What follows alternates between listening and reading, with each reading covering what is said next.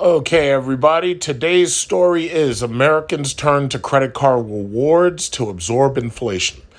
So, before I even get into this story, let me just tell you off the top of my head what I understand that's going on. Okay, the Federal Reserve is raising interest rates. That means that if you're holding credit card debt or if you're holding any adjustable rate payment based on credit, your expenses are increasing because they're raising the interest rates. This does not apply to fixed rate mortgages on houses, fixed rates on cars, or any other fixed rate loan. Ultimately, it's the adjustable rate mortgages that adjust with the market that may be costing you more money over time, especially credit card debt. Some Americans have become so strapped because of energy, food costs, and other travel-related expenses, especially gasoline prices for their cars, that what they're doing is they're turning to credit cards in order to make their payments on a monthly cycle. Now, the difference between me and these people is that I don't run revolving balances. Every other night, I pay off my credit card completely to $0. Why do I do that? Well, those of you who know me, I know some people may be new to this channel. I have an 850 credit score with the top two credit agencies. The third one down doesn't go up to 850, it only goes up to 830, but I have above 800 for all three of my scores, but my top two scores are 850. I wouldn't have gotten to 850 if I hadn't developed credit card discipline. There are some people on YouTube who give out horrible advice about not playing the credit card game and paying everything cash. But most people need credit for some reason or another. Credit companies, in many cases, may be sequestered by your job applications because they want to see if you're a credit-worthy person. They want to make sure that you're not, corruptible. Health insurance, car insurance, travel insurance, renting a car. These are all things that require a credit card. Now, you'll have a lot of people, oh, you don't need that. You don't have to worry about credit. But I tell you what, I've had friends who've tried to sucker me into using my credit to help them rent cars. And I flat out told them no. I told them I can't put anything on my credit. And the thing about it is Enterprise, Hertz, these places ask for your social security number or a credit card up front.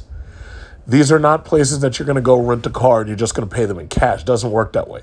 If you go on vacation, this is especially important. Now, the problem that I see is these American people are more and more turning to credit cards to supplement their income. It's because they're not earning enough money at work. And if they're not earning enough money, they're turning to these credit cards. They're financing groceries. And that means that they're going to end up spending more money in the long run. So that means that if I buy a loaf of bread, that loaf of bread may be costing me 12.89%. That's ridiculous. But unfortunately, that's what this economy has come to. And, I don't see the U.S. savings rate going down anytime soon because I've noticed that our savings rate only seems to decrease when we have an economic crisis. When the banks stop loaning credit or when the banks start tightening up credit, all of a sudden that's when you see the savings rate increase. But after that, savings rate drops and it's back to smooth sailing. It's back to business as usual. So anyway, it says inflation concerns haven't been enough to deter Americans from spending, a new study found. They are just using credit card rewards to cushion some of the blow. Nearly half of credit card holders are leaning on their rewards to offset rising costs of everyday purchases, according to Wells Fargo. With 2/3 of millennials reporting so, 9 in 10 of the more than 2,000 U.S. adults surveyed said that they were concerned about inflation. And almost 2/3 of reward card holders cared about their rewards now more than ever. The results underscore how hard Americans have been hit by rising prices, currently running near 40-year highs. Though some softening has happened a bit by July, with credit card holders using their rewards for basic expenses to ease their cash flow, the report said. It's not surprising to me that across all segments of our portfolios, millennials rely on the credit card rewards to offset some costs of everyday purchases. Krista Phillips, executive vice president and head of branded cards and marketing for Wells Fargo, told Yahoo Money, "They make up a big cohort of customers, and we know these little redemption items really alleviate some of that extra expense when it comes to inflation." The pressure of inflation has pushed many Americans to take on more credit card debt. Credit card balances increased $46 billion in the second quarter. According to the Federal Reserve Bank of New York, a 5.56 increase from the first quarter, while balances remain below their pre-pandemic levels. The 13% year-over-year increase marked the largest annual gain in more than 20 years. Americans are borrowing more, but a big part of the increased borrowing is attributable to higher prices. Wells Fargo's study reflects that pattern. About 45% of those surveyed said that they increased their credit card use during the pandemic as prices jumped across the board. The top expenses rewards credit card holders used their earned points on included groceries, 62%, gas, 51%, restaurants, 43%, travel or transit, 30%. So, okay, right here, I don't have to read this entire thing. I can let you see it yourself. But as they're showing the rewards card owners, the top three choices for rewards card owners are either groceries, gasoline, or restaurants and eating out. That's the majority of America right there. Restaurants, eating out, gas, and groceries. The lesser percentage are the travelers, emergency spending, some forms of entertainment. Now, there's a simple reason for that. First of all, a lot of Americans really don't travel. A lot of Americans do not hold passports. It changes depending upon what demographic you're looking at. But a lot of Americans, the majority of Americans actually don't have a passport. Most of Americans are traveling domestically. So, you can have a driver's license and you can fly to Hawaii because Hawaii is one of the contiguous 48 states. Or I should say it's 48 states plus Hawaii plus Alaska. So the contiguous states are 48, and then there's Hawaii plus Alaska. Those are 49 and 50. So you can go to Alaska with a just a driver's license because we have the enhanced IDs on our driver's license. You can go to California with a driver's license. You can go to Hawaii with a driver's license. You can fly, as far as I know, you can fly to any U.S. territory. So if you want to go to U.S. territory, one of these islands or something, I believe St. Lucia might even be one of them. Yeah, you're allowed to go to these places with just a U.S. driver's license. Now, as you know, I fly all over the planet. Next trip is Bora Bora. Last trip was Maldives. The last trip before that was Thailand, Philippines, South Korea, and Seychelles, Africa. And I think Bora Bora is going to be the last major vacation I do because honestly, there's no other place I could think of that I know most people have on their bucket list. And I don't do bucket lists. I just go. As soon as time permits, I just go. I'm very blessed to have worked myself to a very excellent credit score. I only work 190 days a year, so I have the entire summer off. Usually, I would leave in July. I'd go away to the Philippines. I didn't do that this year because I just came back from Maldives, spent a lot of money over in Maldives, and the next trip is Bora Bora. And I'm going to spend a lot of money in Bora Bora. It may even be a $10,000 trip because the flight alone is $5,000, and these resorts tend to be expensive. They're like $200 or $300 a day. I haven't decided what I'm doing exactly yet, but I know that's probably the next major vacation I'm going on. So that's just that. As far as home improvement and whatnot, most people, they're not going to use a credit card for that. They'll just take out a loan from the bank. They'll take out like a personal loan. If they can, they will take out a credit from a business to do those home improvements. Phone service is, a lower percent. Streaming services are a much lower percent. Streaming services, in my opinion, are overpriced, but some people are desperate to have these things because they have no other way of dealing with their kids. They need to have cyber babysitters for their children. Now, as far as the rest of this story goes, it says, despite higher prices, many Americans are still eager to travel. Approximately 63% are ready to travel again in the next 6 months, despite any challenges. A third, 34%, saying they plan to go big on their next trip. That's me. I personally took my first vacation. No, I don't even want to read this. I'll let you read this. I'll include the link. You can read these people's. I don't want to read that. So anyway, But not all Americans can afford to, even if they have rewards to lean on. A third of those surveyed said high gas prices forced them to cancel a road trip this summer, while 37% said that they are not planning a vacation at all. A fifth of respondents said that they are planning a staycation to avoid expensive travel costs altogether. So, there you have it. This is what's going on. Credit card benefits. Now, you see a couple of other story. Credit card customers should be mindful of ongoing earned benefits. BitPay launches cashback rewards for BitPay card holders. My credit card was declined. Now what? Yeah, you take out the other credit card. So here's the thing. I usually try to pay for everything using my phone. So what I've done is I've put my credit cards into my iPhone digital wallet. So this way I can just double click and I can just pay for something using my phone. I usually only carry one credit card plus one debit card just in case I have to get cash out of an ATM. My Apple Card is part of my iPhone and my Apple Watch. So I just double click on the phone or the watch and I'm able to pay using the phone or the watch. You don't have to use the Apple Card. You can switch over to the Capital One Venture card that I use, or you can switch over to Chase, Freedom Platinum. Whatever your card of choice is, obviously many of you pay by phone now because you see it's so much faster, it's so much easier, it's less to worry about, and it's so much more convenient. You still get the exact same points and rewards, except from one thing I do know, Apple gives you more percentage back on cashback if you use Apple Pay in the phone rather than use the physical card. The physical card is really just a flex. However, I've noticed that a lot of other companies are including physical cards that are made of metal. And, that's their way of trying to flex. But the thing about it is, for the most part, nobody really carries these things in their wallet, not unless they're absolutely trying to flex. I have these metal cards. My business, I signed up for business credit. I have an Amex Centurion, which is a black card. It's old news now. I don't really talk about that because I certainly can't put that on camera because, you got identity thefts and all that. But the bottom line is, when you pay for something using credit, my philosophy is you need to pay that money right back before the bank even knows you even borrowed it.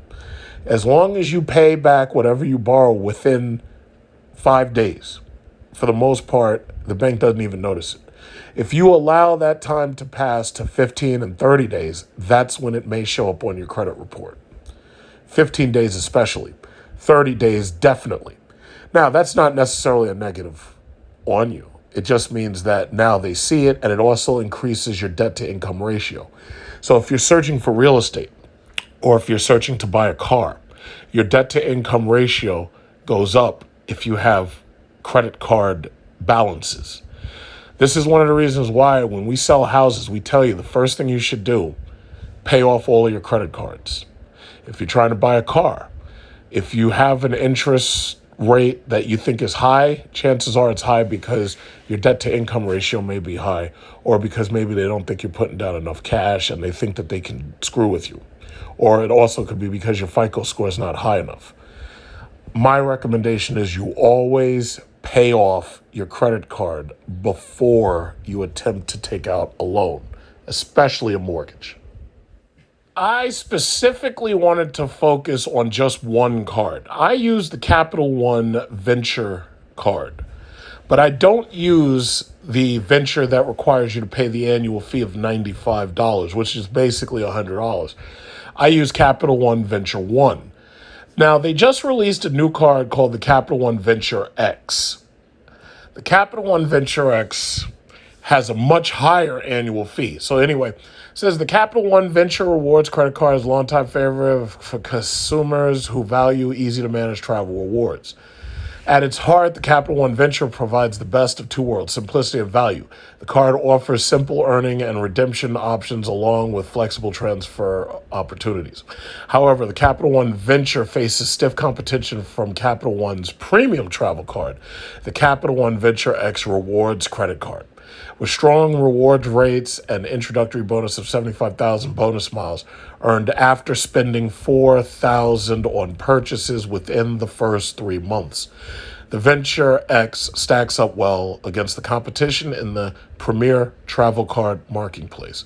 Which one of these two Capital One travel credit cards should you apply for?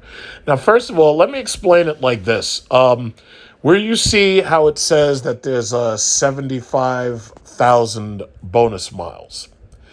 What they're basically saying there is that if you spend $4,000 on purchases within the first 3 months, that you're getting $750 back.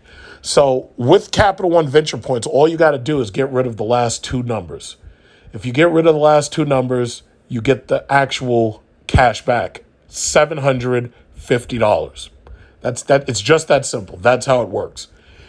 Now, if you try to cash this money out and get a rebate check, you're not going to get, for your points, you're not going to get one-to-one parity.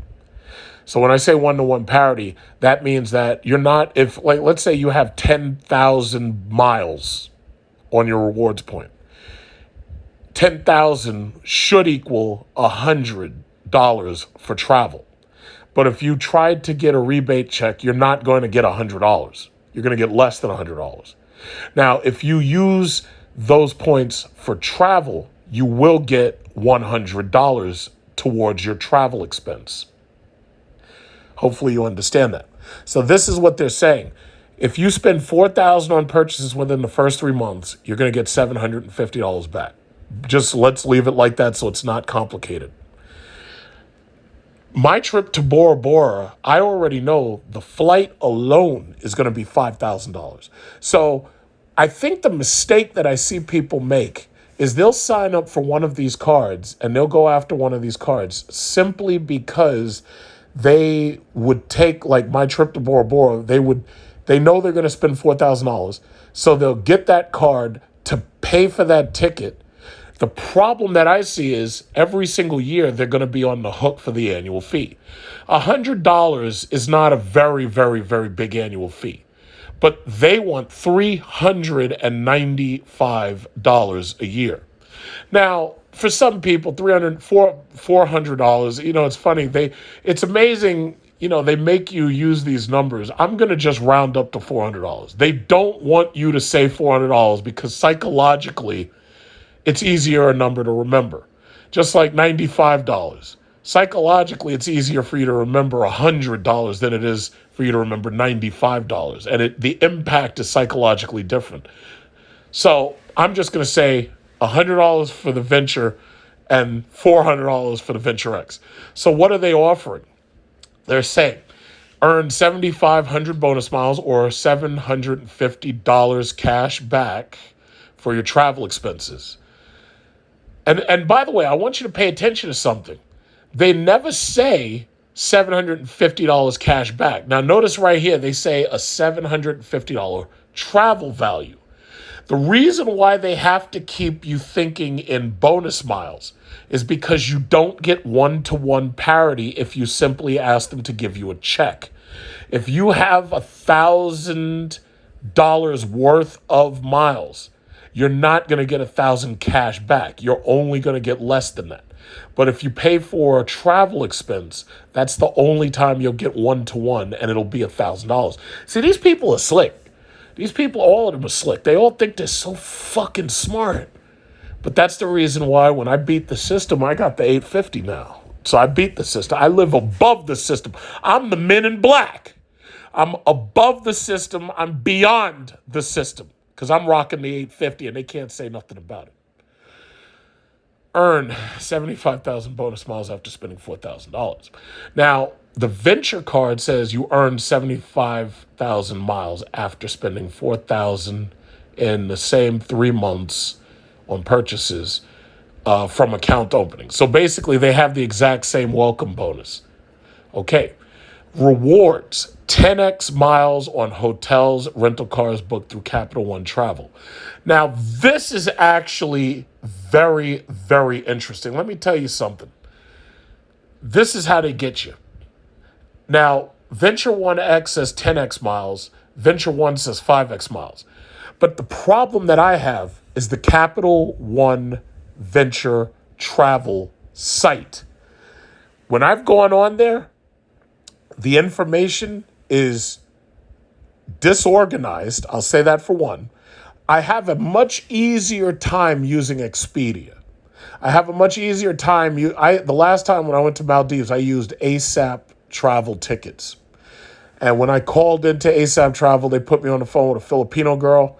She, obviously, the reason why we outsourced to the Philippines and to India too is because most of the people speak English. She got me set up with these great business class tickets on Emirates. And as you saw in the video that I made, flew all the way around the world to Maldives, business class, round trip, each plane, waiting, business class, champagne, Moet Chandon, business class showers. I had a great freaking time. But my problem was when I went on the Capital One Venture site looking for these tickets, I had so much problem finding them that I ended up not using Capital One Venture. And I also have to say this, no matter what your expense is, if you're spending on travel, it shows up on your credit card as a travel expense anyway. So you don't necessarily have to spend through their website. Whatever travel expense that you buy, you can pay it off using the points anyway, simply because if you go to a hotel or if you rent a car, that's automatically marked up as a travel expense in your statement. So they're willing to give you 10x miles, which is a lot. They're willing to give you 10x miles, or basically another way of saying that is you're getting 10% back. 10% back. So for every dollar you spend, that's like a dime, give or take a dime, but it's only a travel expense though. So it's a dime towards travel that's you're getting. Then they say 5x miles on flights booked through Capital One Travel. Once again, I don't like using their website. And maybe there's a Capital One person watching this and listening. I don't like using your website. I like using Expedia. I really like using Expedia mostly. That's been my favorite. Travelocity and Expedia, they seem to have been designed by the same person. But Orbitz, Travelocity, Expedia, I actually like using those more. Then they say 2x miles on all other purchases. Now, as far as the Venture card is, they're saying you only get 5x miles for booking through Capital One Travel, 2x miles on all other purchases, just like the Venture One X. But the Venture One X gives you the 10x miles only if you book through Capital One Travel. Once again, I'm not a fan of booking through your travel. So my thing is just having a website that isn't easy to use, welcoming, or is confusing. That in and of itself would kill that deal for me. Because the reality is $400 a year, that's not that big a deal for me. My only thing is most people, they'll just use that, they'll take that to their CPA and they'll use that as a tax write-off. $400 is not that big a deal. It's just like with the American Express cards. Most people, they don't actually pay those expenses. Most people who are smart anyway, they use that as a business class deduction. They use that as a business tax write-off. So again, I basically broke it down for you as much as I could. They're offering 10x only if you use their travel site. So what they're saying is the annual fee winner obviously is the $95 fee over the $30 or the $395 annual fee. And that goes without saying. I mean, here you got one that's basically $100 and you have one that's 4 times as much. I mean, that goes without saying. And as far as foreign transaction fees, most of these cards, even my card, the Venture One, as far as I could tell, there is no foreign transaction fee. So it says neither the Venture nor the Venture X charges foreign transaction fees for purchases made outside the United States. In fact, all Capital One credit cards are free of foreign transaction fees, which includes me. Which card earns the most? Well, obviously it's the Venture X. The Venture X obviously earns the most. I've just explained that to you. It says Venture One, Venture X versus Capital One Venture spending example. Okay, so they're giving examples. You can read this yourself. Why should you get Venture One X? There's a wide range of valuable Venture X travel benefits, starting with up to $300 back each year in statements credits when you make travel arrangements through Capital One Travel. But see, that right there is the weakness. I don't like using your website. I found it so much easier to use Expedia. Like right now, I have my phone in my hand. I can book an entire vacation right here on my phone with Expedia, and I know exactly what to expect. With the Capital One Venture website, I'm not as enthusiastic. Capital One, what they really need to do is they need to build their own website similar to Travelocity, Orbitz, or Expedia. But they haven't done that. What else do they have? Recommended credit score. Like many premier credit cards, Capital One recommends having a credit score in the excellent range when applying for the Venture X. Credit card issuers tend to view the excellent credit score range as being between 800 and 850.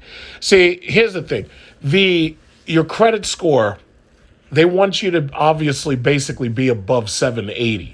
800 to 850 is much harder to achieve for most people, but they want you to basically be excellent. Their issue is they need to make sure that you're good for that $400 every single year, because sooner or later somebody's going to be like, why the fuck am I paying you $400 a year? You know, $400 a year is a lot of money, and that adds up. And that's another thing that I just want to mention very, very quickly about my last trip, but that's the reality. It's like $400 is like a deal breaker for some people. I think it's easier to just pay no annual fee and work my way up by paying all of my expenses on the card. I don't pay annual fees. I don't pay, what is it called? I don't pay interest because I pay off all of my bills immediately. I haven't paid a late fee in like the last 15, 20 years. I haven't paid a late fee. I pay all of my bills with my credit card. I pay no late fees. And I pay no interest. Okay, so this is Hoovan Beach, Maldives. And as you can see, white sand, blue water. You can see the seaplane out there. And one of the things about the Maldives is basically there's a lot of different islands and there's beach everywhere. So there's no such thing as a private beach, because basically all of the beaches are private because there's not enough people to actually make them public unless you specifically go to a public beach that's highly populated. Travel is a steadily growing industry, mostly, I believe, because of YouTube and the internet. The more people just like me who make these videos showing you what it's like to go on these vacations, these luxury vacations, the more people want to go on these luxury vacations. But you don't want to be like these peasants sitting in economy. You know, how they have these hard seats and they don't even have electric chargers for your laptop and phone. You want to be here in the lounge. You want to be in the Emirates Business Lounge, the Etihad Lounge, the Philippine Airline Lounge. You just want to have that extra class of service where you have these nice cushy sofa seats, electric charging for your laptop, electric charging for your phone. This is how you want to travel. You want to make it so that when you go on vacation, you get the absolute best physical therapy that you could imagine. Because I swear to God, when you travel, it's like a spa at this point. They try to make all your luxury vacations like a spa. And the only way most people are going to be able to do this, eat like this, drink like this, relax like this, the only way you're going to be able to do it is to have a good credit card. Paying by cash is very unlikely, especially at the price of these tickets. You're talking about the average ticket like this ranges between $3,000 and $5,000. You're talking about flying in absolute luxury. You're talking about having to book flights absolutely using a credit card. They've basically sold us a bill of goods that says, yes, if you get this credit card right here, this is how you'll fly. Now, Asian airlines are the only ones that give you these type of accommodations. Delta and all of the domestics, Delta, American Airlines, United Airlines, these domestic airlines, they ain't got nothing even remotely like this. First of all, you don't have the planes this size. They are trying to catch up with the 787 Dreamliner and the A350 long ranges. But for the most part, you don't fly like this on any domestics. You just don't, because they have smaller planes. They don't have as much to offer. The reality is you got to make sure that you have a good credit card. My recommendation is that you have a good credit card that gives you up to about $10,000 worth of balance. Now, with that, you can book an entire vacation for you, your wife, or you, your girlfriend, whatever it is, you, your children, whatever it is. The bottom line is you can fly in the best class. Now, if you're a family and everything, yeah, you're probably not going to fly first class. You're probably not going to fly business class. So you got to make sure that you have a good credit card that gives you enough of a maximum limit so that you can get your entire family onto this one credit card, and then you focus on paying it off immediately. Or if you're financing this over a short period of time, paying it off over whatever the period of time is. As you know, like if you watch my videos, I have one of my family members, they went down to DR with the family. So you're talking about 3 kids plus the wife. So you're talking about that trip cost well over $10,000 the entire trip. So you want to make sure that you have a way to pay for that. You want to make sure it's easy to make those payments. You want to make sure that if you have to do any cancellations, that you have travel insurance. That's something that paying in cash does not grant you. Paying in cash usually means that you'd have to pay a lot for insurance, even if you might not even be able to get travel insurance when you're paying on cash. Because if you think about it, if you were paying in cash or paying off a debit card, they start putting holds on your card, and that might hold up your money if you need money in an emergency from an ATM machine. That's not how you want to do it. You want to have a nice luxury vacation. You want everything to be perfect. Again, as I said, my next trip is Bora Bora. That may cost me between $6,000 to $10,000, somewhere around it. I'm not even worried about it. All I'm doing is looking for the time to book. But no matter how I travel, I'm traveling in the absolute best possible class thanks to my credit card. So the lounge at JFK, awesome.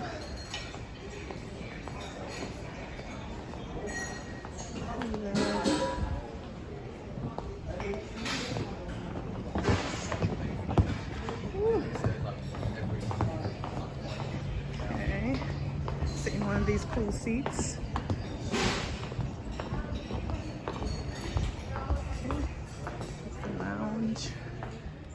Made it. Alright, so this is it. Upper class. I'm in my cubicle here. Alright. It's a nice space. Alright. And here's the rest of it. Loving, they're giving us some nice pillows. Hello you. Telly.